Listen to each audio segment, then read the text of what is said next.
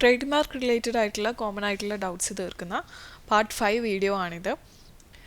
ഈ പാർട്ട് 5-ലെ ആദ്യത്തെ ക്വസ്റ്റ്യൻ എന്ന് പറയുന്നത് ഒരിക്കൽ ഇന്ത്യയിൽ രജിസ്റ്റർ ചെയ്ത ട്രേഡ് മാർക്ക് എത്ര കാലത്തേക്ക് ഉപയോഗിക്കാം എന്നുള്ള ക്വസ്റ്റ്യനാണ്.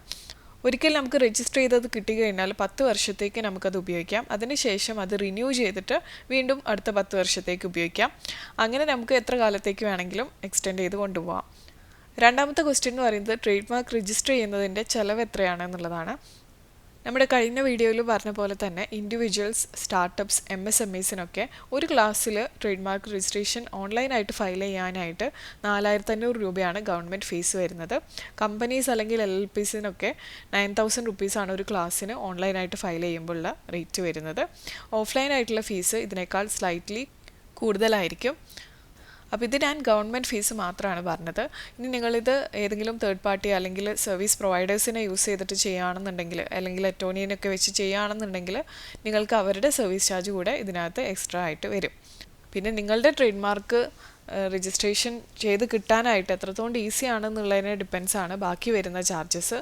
ഇൻ കേസ് ഒബ്ജക്ഷൻ വരികയാണെന്നുണ്ടെങ്കിൽ ആ ഒബ്ജക്ഷൻ വന്നതിനെ റിപ്ലൈ ഫയൽ ചെയ്യുന്നതിനും കാര്യങ്ങൾക്കൊക്കെ ആയിട്ട് എക്സ്ട്രാ ചാർജസ് ചിലപ്പോൾ ഈടാക്കിയേക്കാം. അത് നമുക്ക് മുൻകൂട്ടി പറയാനായിട്ട് സാധിക്കില്ല. കാരണം ഒബ്ജെക്ഷൻസ് വരുമോ ഇല്ലയോ എന്നുള്ളതിൻ്റെ കാര്യത്തിലൊന്നും നമുക്ക് 100% ഒരു ക്ലാരിറ്റി മുൻകൂട്ടി തരാനായിട്ട് പറ്റില്ല. അപ്പോൾ നമുക്ക് ഏകദേശം ഒരു പ്രോബബിലിറ്റി കണക്കിലാണ് നമ്മളത് പറയുക, എത്ര % കിട്ടാൻ ചാൻസ് ഉണ്ട് എന്നീ കാര്യങ്ങളൊക്കെ. നിങ്ങൾ ആരെയാണോ അപ്രോച്ച് ചെയ്യുന്നതെന്ന് വെച്ച് കഴിഞ്ഞാൽ അവർ ഒരു അത്യാവശ്യം എത്തിക്കലായിട്ടാണ് കാര്യങ്ങൾ ചെയ്യുന്നതെന്നുണ്ടെങ്കിൽ നിങ്ങൾക്ക് ആ ഒരു ട്രേഡ് മാർക്ക് കിട്ടാൻ അത്യാവശ്യം മെജോറിറ്റി ഓഫ് ചാൻസസ് ഉണ്ടെന്നുണ്ടെങ്കിൽ മാത്രമാണ് അവർ നിങ്ങളുടെ അപ്ലിക്കേഷൻ ഫയൽ ചെയ്യേണ്ടത്. അല്ല നിങ്ങൾക്ക് അത് ഫയൽ ചെയ്ത് ട്രൈ ചെയ്ത് നോക്കണം എന്നുള്ള നിങ്ങളുടെ പ്രഷറിൻ്റെ മുകളിലും അവരങ്ങനെ ചെയ്തേക്കാം.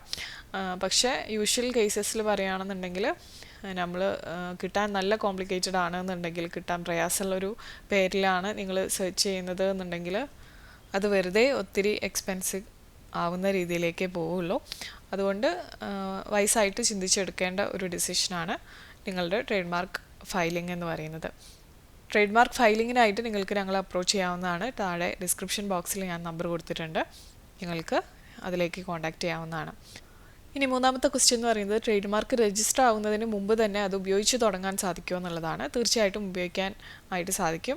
നിങ്ങൾക്ക് TM എന്ന് പറഞ്ഞിട്ട് നിങ്ങളുടെ ബ്രാൻഡ് നെയിമിന് മുകളിലോ അല്ലെങ്കിൽ കമ്പനി നെയിമിന് മുകളിലോ നിങ്ങൾക്ക് യൂസ് ചെയ്തിട്ട് അത് ചെയ്യാനായിട്ട് സാധിക്കുന്നതാണ്. നിങ്ങൾ എന്തിനാണോ ഏത് നെയിമാണോ അപ്ലിക്കേഷൻ ചെയ്തതെന്ന് വെച്ച് കഴിഞ്ഞാൽ ആ ഒരു നെയിമിന് മുകളിലായിട്ട് നിങ്ങൾക്ക് TM എന്ന് പറഞ്ഞിട്ടുള്ള സൈൻ നിങ്ങൾക്ക് യൂസ് ചെയ്യാവുന്നതാണ്. നിങ്ങൾ ട്രേഡ് മാർക്ക് അപ്ലിക്കേഷൻ ഫയൽ ചെയ്തിട്ടുണ്ട് അല്ലെങ്കിൽ ആ ഒരു അപ്ലിക്കേഷൻ പെൻഡിങ് ആണ് എന്നുള്ള ഇതാണ് അതിനകത്തുനിന്ന് സൂചിപ്പിക്കുന്നത്. വൺസ് നിങ്ങളുടെ ട്രേഡ് മാർക്ക് അപ്ലിക്കേഷൻ രജിസ്റ്റർ ആയിട്ട് നിങ്ങൾക്ക് കിട്ടിക്കഴിഞ്ഞാൽ 6 ഉപയോഗിക്കാവുന്നതാണ്. പിന്നീടുള്ള കാലങ്ങളിൽ നിങ്ങൾക്ക് 6 എന്ന് പറഞ്ഞിട്ട് തന്നെ ഉപയോഗിക്കാവുന്നതാണ്. ഇനി നെക്സ്റ്റ് ക്വസ്റ്റ്യൻ ആണ്, എങ്ങനെയാണ് ട്രേഡ് മാർക്ക് രജിസ്ട്രേഷൻ പുതുക്കേണ്ടത് എന്നുള്ളത്.